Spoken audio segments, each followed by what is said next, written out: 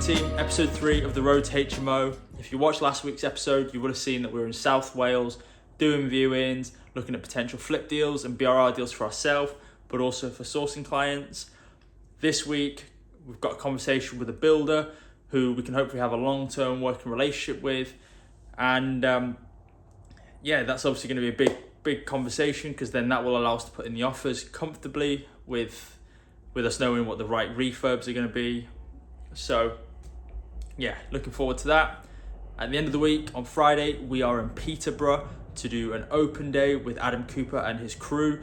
He is absolutely smashing it with his HMO conversions and the operation that he's running. So I'm going to be documenting all of that as well.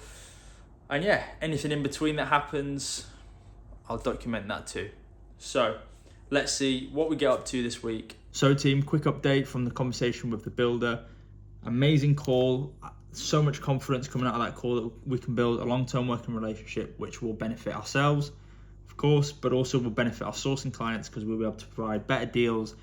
And we've seen a lot of demand for BRR or buy-to-let deals or flip deals, which maybe don't need as much capital going into the deals.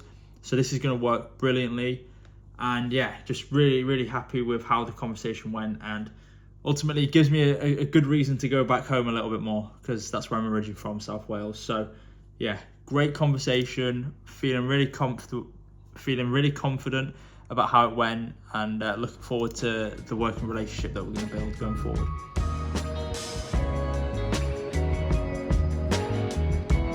You're making those deals, man. Michael, get going on those bloody deals. Pushing me over the line, you don't get.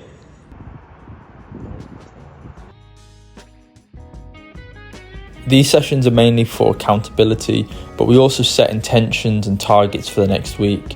And having Lewis in my corner has been the best thing that I've ever done, to be honest. It's taken me so far on my journey.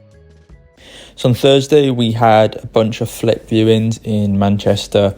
This was the first one, and as you can see, it's quite a big property. It definitely needed quite a bit of work doing to it to bring it up to a high standard, but it had a lot of potential. And this one did actually have a side extension, which meant that they'd already created quite a bit of room. But there were a few things that we needed to get checked out before we put an offer on this one. As you could see before, there was a crack that is coming up right now, so you can see. We wanted to see if this was structural or if it was something else. Now, this second property was also a pretty good one. Didn't need to do as much work on this one in regards to like any structural work or anything like that. Obviously, a lot of cosmetic work, potentially even taking it back to brick and replastering it and all that sort of stuff. But again, great location. This one was by a great school. Now, this is the one that we really wanted to go and see. This one was right outside of Old Trafford, literally one street away. And if you know anything about the Old Trafford area, it's going to be going through a whole regeneration project, which means that the house prices in that area are going to go up massively. Now, we were very unlucky on this one because we got an offer in and it was rejected because another offer has been rejected. But this property was amazing. It was a blank canvas and we could do a lot to it. And it was the only detached property on that street. So there was a lot of potential in this one, and I'm going to make sure to keep it in my pipeline and keep an eye on it just in case it falls through, because I want to be the first to get there when it does.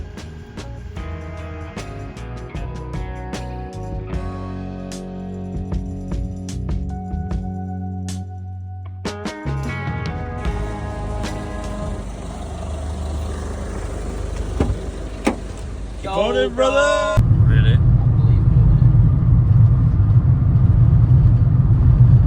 So en route to Peterborough, we had to stop off at Buxton because Alex, my business partner, who's got a very successful plumbing business, has recently signed a contract to be doing a load of HMOs for a specific builder.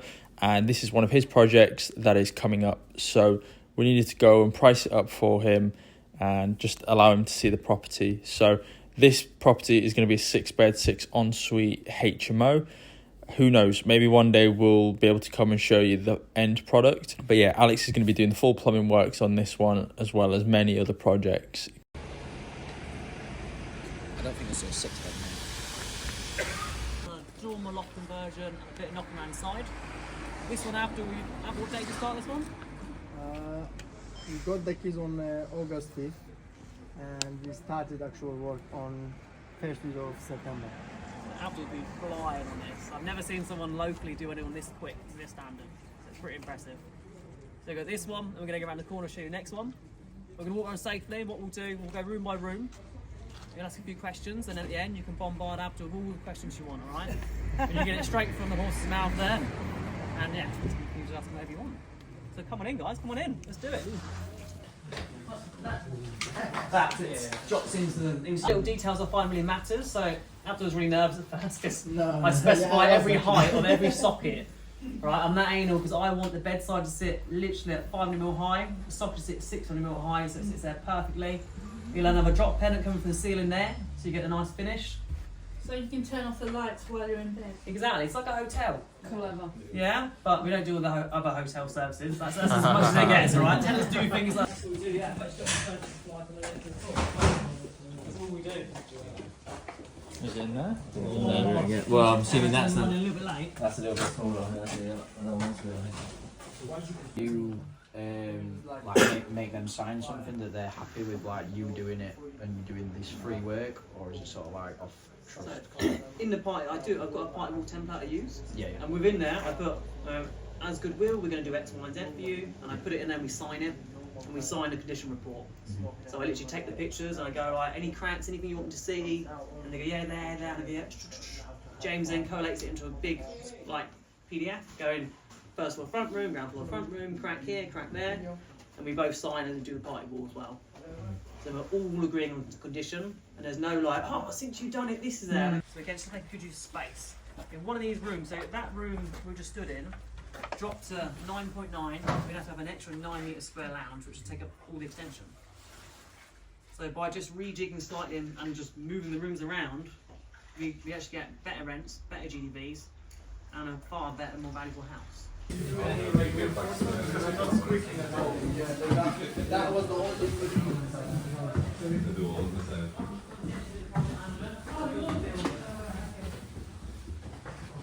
Dark. Big enough room inside.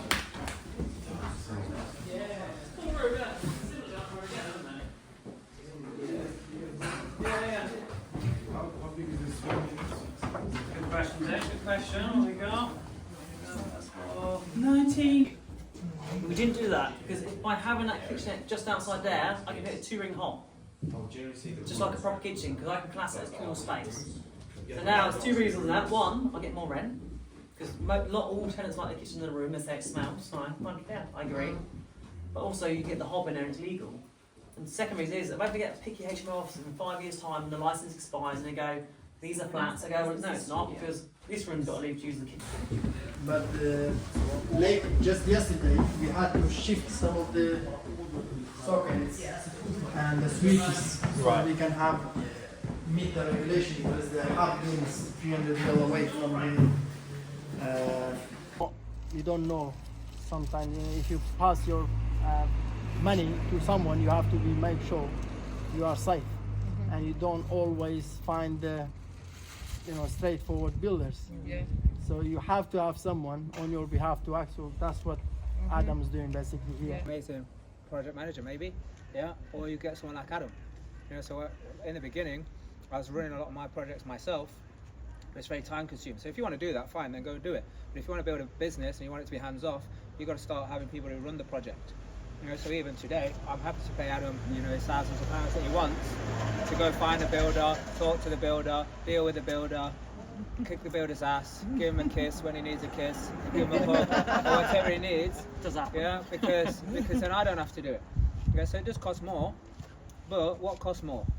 That few £1,000s you got to pay, or all the time, the pain, the hassle. Very slight staircase. Taking waste away in my thing. It's only like mainly the soil and so some concrete different water is left. So very trying to get a bit eco friendly. Sorry? So as you can see, 2 different projects at very different stages, but both going to be 6-bed HMOs, and going to be done to a very good standard, so I can't wait to see how they end up looking. Reese, say hello to the vlog. Come on, yes boys.